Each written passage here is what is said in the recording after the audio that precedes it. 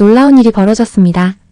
미국 교통 시스템이 그 어떤 나라보다 선진 기술을 가졌다고 생각하던 교통청 소속 박사는 한국을 방문한 후로 한국이 더욱 뛰어나다고 고백을 했는데요. 한국보다 수백 년 전부터 철도 및 도로를 깔았다며 자부심을 갖고 무시하던 그가 한국을 다녀온 후 한국처럼 시스템을 바꿔야 한다고 주장을 한다고 합니다. 과연 그는 한국에서 어떤 경험을 했을까요? 한번 들어보시죠. 저는 엘리엇 그레이슨입니다. 미국 연방교통청 소속 스마트시티 총괄 정책 자문관이죠. 워싱턴 DC 중심부 링컨 기념관이 보이는 17층 사무실에서 저는 매일같이 차세대 도시를 설계하고 있었습니다. 수십 개 주 정부의 고속도로 계획안, 인공지능 기반 신호체계, 자율주행 차량 통행권 승인 제 결제 없이 아무것도 실행되지 않죠. 솔직히 말하자면 저는 시스템이라는 단어에 누구보다도 자부심을 가지고 있었어요. 우리는 미국입니다. 세계에서 가장 먼저 고속도로를 만들었고 교통연구와 표준화에서도 세계 선두를 지켜온 나라죠. 그런 제가 한국 출장을 통보받았을 때 마음속 깊은 곳에서 피식 웃음이 새어나왔어요. 한국이라고요? 아니, 일본도 아니고 중국도 아니고 왜 하필 한국입니까? 물론 한국이 기술적으로 빠르다는 얘기는 익히 들었습니다. 스마트폰이 좋고 인터넷이 빠르다고 하죠. 그런데 그런 건 어디까지나 전자기기 얘기지 국가 교통 시스템을 말하는 게 아니잖아요. 저는 빠름보다 구조와 철학을 보는 사람입니다. 미국은 연방교통법안 하나에 10년을 들여요. 그만큼 무겁고 정밀하고 견고하죠. 그런 제가 한국 같은 빨리빨리 나라에 간다는 건 뭐랄까 관광객 코스프레에 가까웠습니다. 출국 전날 밤 저는 비행기 좌석보다 무거운 측정 장비와 노트북을 가방에 꾹꾹 눌러 담으며 생각했죠. 이번 출장 한국의 시스템 허점을 조목조목 짚어보고 돌아와야겠군. 드디어 그날 아침 인천행 항공편이 활주로를 달리기 시작했습니다. 제가 모르는 사이에 하늘이 어두워지고 비행기는 한국이라는 나라를 향해 날아가고 있었어요. 인천공항 도착. 현장의 첫 충격. 비행기 문이 열리고 첫 발을 내디딘 순간 저는 본능적으로 눈을 좁혔습니다. 피곤함이 아닌 관찰자의 습관이었죠. 저는 도착과 동시에 체크리스트를 꺼냈어요. 입국 절차의 복잡성, 외국인 대상 동선의 설계, 안내 표지의 정확도, 환승 이동 경로의 직관성. 그런데요. 단 몇 분 만에 제 손에 들려있던 체크리스트는 의미를 잃어가기 시작했습니다. 입국장은 조용했고 사람들은 무척 빠르게 이동하고 있었지만 어딘가 부드러웠어요. 자동 입국 시스템은 놀라웠습니다. 미국 여권을 가진 제가 줄도 서지 않고 단 5분 만에 입국 심사를 끝낸 거예요. 지문 스캔부터 여권 확인, 입국 승인까지. 그 모든 과정이 놀랍도록 빠르면서도 실수 하나 없었습니다. 뭐야 이건 좀 예상 밖인데. 처음엔 그냥 운이 좋았겠지라고 넘기려 했습니다. 하지만 공항 안을 걸으며 점점 깨닫기 시작했어요. 이건 운이 아니라 의도된 설계라는 것. 표지판은 한국어, 영어, 일본어, 중국어가 동시에 잘 정돈되어 있었고 모든 동선이 단순하지만 막힘없이 퍼져 있었습니다. 정보 디스플레이는 실시간으로 업데이트되고 있었고 무엇보다 사람들의 움직임이 질서 정연하게 조화를 이루고 있다는 것이 인상 깊었죠. 그리고 그 순간 저는 처음으로 입을 다물었습니다. 이게 그냥 공항이 아닌데? 공항철도 탑승 그리고 KTX.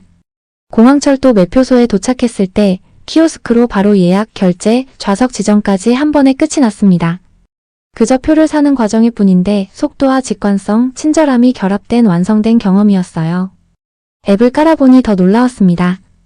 공항철도 도착 시각, 환승 경로, KTX 열차의 좌석 배정까지 자동으로 안내됐거든요.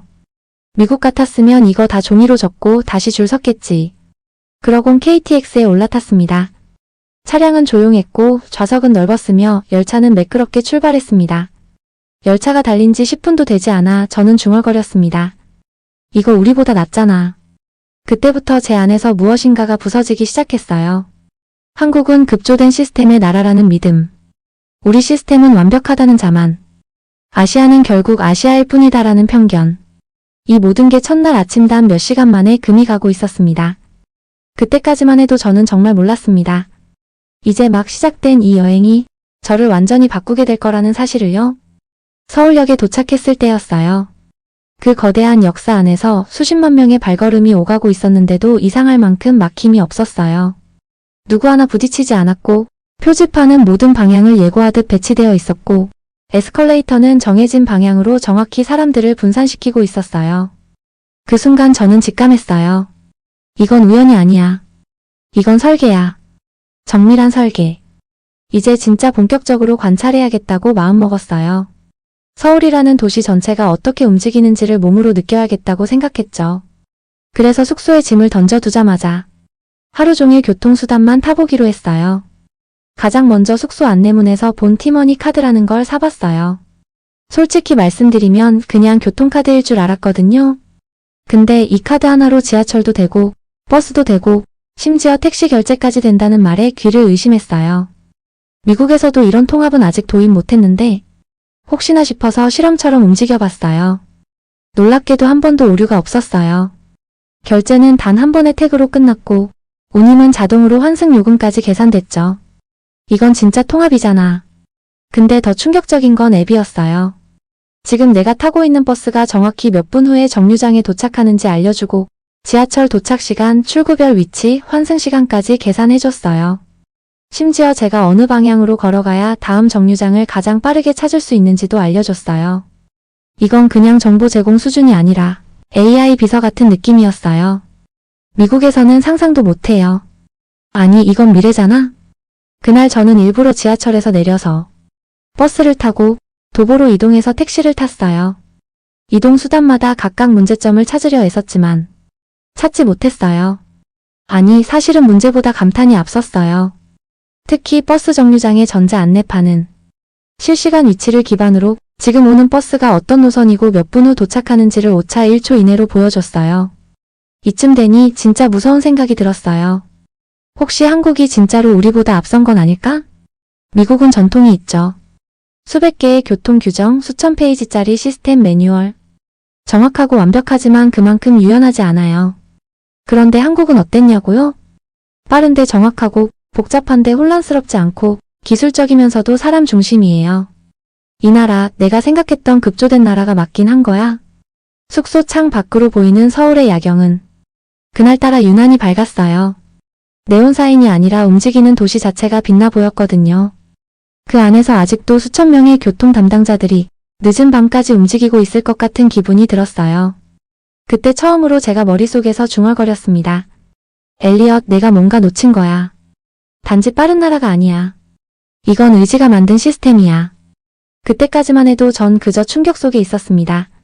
하지만 그 충격은 시작에 불과했어요. 서울에서의 며칠은 정말 정신이 없었어요.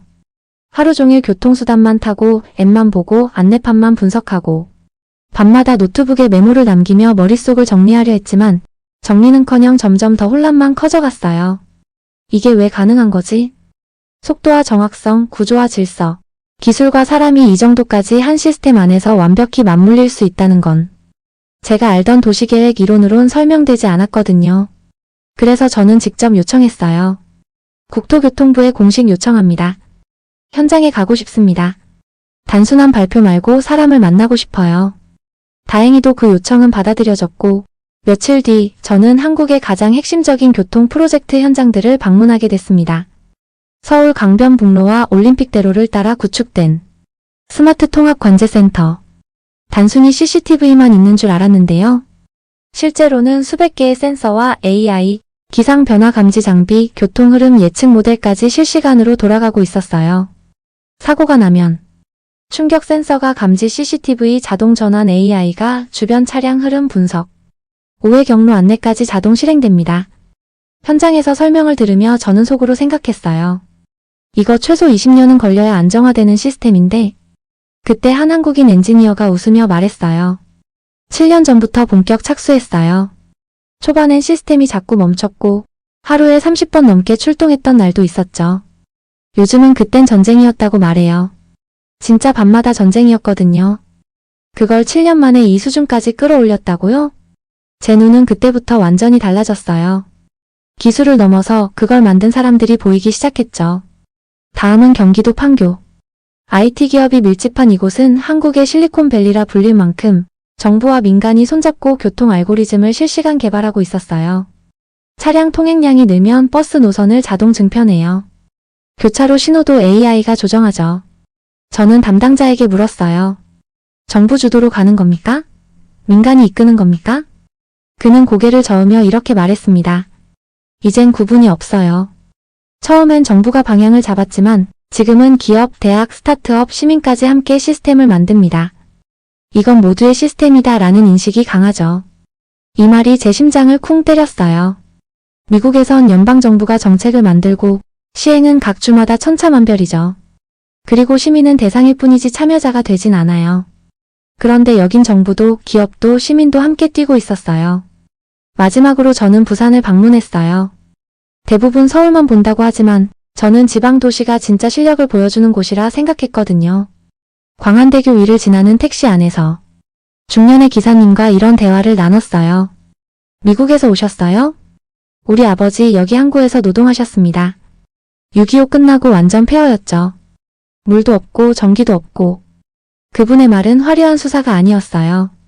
삶의 기억이었고 그 담담한 목소리 속에 이 나라를 만든 진짜 에너지가 있었어요. 그 순간 저는 기술도 구조도 생각나지 않았어요. 이 나라의 뿌리는 의지구나. 서울 코엑스에서 열린 국제 박람회에서 과거와 현재라는 이름의 작은 전시 공간에 들어갔을 때 저는 움직일 수가 없었습니다. 전쟁 직후 맨발의 아이들, 진흙탕 속의 도로, 무너진 도시. 이게 지금 내가 본 그 한국이라고요? 옆에 있던 한국 관계자가 조용히 말했어요. 믿기 어렵죠. 70년 전엔 아무것도 없었습니다. 우린 선택지가 없었어요. 그래서 모두가 움직였어요. 이 말이 제 가슴을 쳤습니다. 기술보다 앞선 건 공통된 절박함, 그리고 집단의 의지였어요. 그날 밤 숙소에서 저는 노트북을 닫으며 이렇게 말했어요. 이건 기술의 문제가 아니야. 이건 사람의 문제야.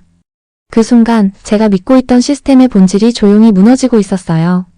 서울의 마지막 날 저는 국토교통부 청사에 초대받았어요. 처음엔 그냥 의례적인 인사 자리인 줄 알았습니다. 보고서에 몇 줄 쓸 수 있는 자료나 얻으면 다행이겠지 그렇게 생각했죠. 하지만 그 청사에 발을 딛는 순간 저는 또 한 번 충격을 받게 됐어요. 청사는 세종로 중심에 위치해 있었고 건물 외관은 장식 하나 없는 실용적이고 절제된 모습이었어요. 그 안에서 제게 인사를 건넨 사람은 30대도 채 되지 않아 보이는 젊은 공무원이었습니다. 엘리엇 자문관님, 이쪽으로 모시겠습니다. 그의 목소리는 또렷했고 걸음걸이는 단호했어요. 회의실로 향하는 복도에서 저는 주변을 살폈습니다. 책상이 빼곡히 들어찬 사무실. 각자의 자리에서 집중하는 젊은 연구자들. 누군가는 도로 흐름 데이터를 실시간 분석하고 누군가는 자율주행 인프라 시뮬레이션을 돌리고 있었죠. 교통은 기술이 아닙니다. 국민의 일상이죠. 시민들이 빠르고 안전하게 그리고 편안하게 이동할 수 있어야 합니다. 그 말은 20대 후반쯤 돼 보이는 공무원의 입에서 나왔습니다. 그 순간 저는 말을 잃었습니다. 이건 단지 시스템 관리자가 아니었어요. 국가를 설계하는 사람들의 눈빛이었어요. 숙소로 돌아오는 길, 서울 야경은 이전과는 달라 보였어요. 높은 빌딩, 질서 있는 도로, 그리고 그 아래 어딘가에 아직 퇴근하지 않은 사람들이 있다는 걸 저는 알고 있었어요. 저는 노트북을 덮으며 중얼거렸어요. 내가 이걸 전부 깎아내리려고 했었다니. 난 얼마나 무지했던 거지. 그 말이 입 밖으로 나왔을 때 제 가슴이 처음으로 무거워졌어요. 다음 날 서울 도심 한복판에 위치한 국제회의장에 들어섰습니다. 각국의 교통 전문가들과 투자기관 대표들이 모인 아시아 스마트 인프라 국제 포럼. 제게 주어진 역할은 미국 교통청 대표 자격으로 한국의 교통 시스템과 협력 가능성을 설명하는 것이었죠. 원고는 준비되어 있었습니다. 수치, 비교, 완곡한 언어. 아무도 상처받지 않을 만큼만 얘기하면 되는 발표문. 그런데 그 순간 저는 다른 걸 선택하기로 마음먹었습니다. 거짓 없이 말하자. 있는 그대로. 내가 본 것, 느낀 것, 그리고 부끄러웠던 감정까지. 제가 발표를 시작하며 말했습니다. 안녕하십니까? 저는 엘리엇 그레이슨입니다. 미국 연방교통청에서 스마트시티 정책 자문을 맡고 있습니다. 잠시 멈춘 뒤 마이크를 잡은 손에 약간 힘이 들어갔어요. 저는 한국이라는 나라를 편견 속에 담아왔습니다. 기술은 빠를지 몰라도 체계는 없을 것이라 생각했고 빨리빨리 문화가 도시 구조의 완성도를 떨어뜨릴 거라고 생각했죠. 하지만 저는 틀렸습니다. 회의장은 조용해졌고 저는 제 이야기를 이어갔습니다. 인천공항 입국장에서 5분 만에 자동 입국 심사를 마친 그 순간부터 제 고정관념은 하나씩 무너지기 시작했습니다. KTX를 타고 서울로 오는 동안 정숙성과 속도 그리고 앱 하나로 도시 전체가 손안에 들어오는 그 경험은 정말 충격이었습니다. 서울, 대전, 판교, 부산 모든 현장에서 제가 만난 사람들은 기술보다 더 큰 걸 가지고 있었습니다. 책임감과 열정, 그리고 다음 세대를 위한 의지. 그리고 마무리 멘트를 했어요. 진짜 선진국은 오래된 역사가 아니라 끊임없이 성장하려는 의지입니다. 그걸 저는 한국에서 배웠습니다. 그리고 부끄럽지만 말해야겠습니다. 제가 틀렸습니다. 이 나라는 정말 대단합니다. 말을 마친 뒤 회의장은 몇 초간 조용했어요. 그러다 몇몇이 고개를 끄덕였고 누군가는 조용히 박수를 치기 시작했습니다. 그 박수는 오래 같진 않았지만 진심이 전해진 박수였어요. 그 순간 저는 느꼈습니다. 나는 지금 교통 전문가가 아니라 겸손한 학생이구나. 그 감정은 참 이상했어요. 창피함과 동시에 후련함. 그날 밤 저는 스스로에게 말했어요. 이제부터는 배워야 해. 자존심으로 버틸 게 아니라 사람을 보고 의지를 보고 시스템을 다시 설계해야 해. 그 말이 제 삶의 방향을 완전히 바꿔놓을 줄은 그땐 몰랐어요. 비행기가 워싱턴 덜레스 공항에 착륙했을 때 저는 참 이상한 감정을 느꼈어요. 깨끗하고 조용한 공항. 정리된 표지판, 익숙한 풍경. 모든 게 제가 익히 알고 있던 미국의 완벽한 질서였죠. 그런데 왜일까요? 그 질서가 마치 정지된 그림처럼 느껴졌습니다. 한국에선 빠름 속에 의지와 생기가 있었는데 여기엔 어쩐지 멈춰있는 공기가 있었어요. 우린 어쩌다 이렇게 느려졌을까? 며칠 뒤 저는 연방교통부와 주요 투자자들이 참석하는 정책 포럼에 참가했어요. 제 역할은 아시아 출장 보고자. 예전 같았으면 저는 고개를 빳빳이 들고 파워포인트 첫 장부터 미국 우월주의적 시선으로 정리했을 겁니다. 그런데 그날은 달랐어요. 앉은 자세부터 달랐습니다. 제 말은 이렇게 시작됐어요. 한국은 단 70년 전 전쟁 폐허 위에 있었던 나라였습니다. 그런데 지금은 서울에서 부산까지 2시간 반 만에 도달할 수 있고 모든 교통수단이 스마트폰 하나로 연결되어 있었습니다. 회의장은 조용했어요. 저는 계속해서 말했습니다. 한국은 변화를 기술로 만든 것이 아니라 사람들의 의지와 협력으로 만들어냈습니다. 시민이 참여하고 공무원이 밤새워 뛴 결과였습니다. 그날 이후 저는 실무적으로 움직이기 시작했어요. 당연히 처음엔 보수적인 동료들이 고개를 갸웃했어요. 미국은 다르잖아. 시민이 참여한다고 시스템이 되나? 그럴 때마다 저는 이렇게 말했어요. 한국은 그걸 해냈습니다. 그리고 우리는 안 되는 이유보다 어떻게 하면 되게 할까를 생각해야 할 때입니다. 이런 변화는 젊은 세대에게서 반응이 먼저 왔어요. 도시계획을 공부하는 대학원생, 공공데이터 분석 스타트업, 자율주행 알고리즘을 개발하는 실험실 등 제가 손을 내밀자 그들이 먼저 달려왔어요. 자문관님, 한국 사례에 흥미 있습니다. 교통정책이 사람 중심이라는 개념 같이 연구하고 싶습니다. 그들의 눈빛을 보며 저는 한국에서 봤던 젊은 공무원과 연구자들의 모습을 떠올렸어요. 그때부터 저는 연구소 내부의 사람 중심 교통 시스템이라는 신규 프로젝트를 만들기로 결심했습니다. 그 프로젝트는 단순한 도로 설계가 아닙니다. 사람이 불편하지 않게 움직일 수 있는 도시를 만드는 일입니다. 기술보다 중요한 건 왜 이걸 해야 하는가입니다. 그걸 한국에서 배웠습니다. 지금은 한국에서 단기 연수를 온 젊은 연구원들도 저희 팀과 협업 중이에요. 우리는 매번 이렇게 묻습니다. 속도가 먼저인가? 아니면 사람인가? 자동화보다 중요한 건 시민의 경험 아닌가요? 이제 이 질문이 제 커리어의 중심이 되었어요. 이전에는 늘 우리가 먼저였다. 우리가 기준이다. 라고 말하던 제가 이제는 우리가 배워야 한다. 라고 말하게 됐어요. 전통이 아니라 집념과 실행력. 역사보다 사람과 의지. 그걸 한국에서 보고 배웠습니다.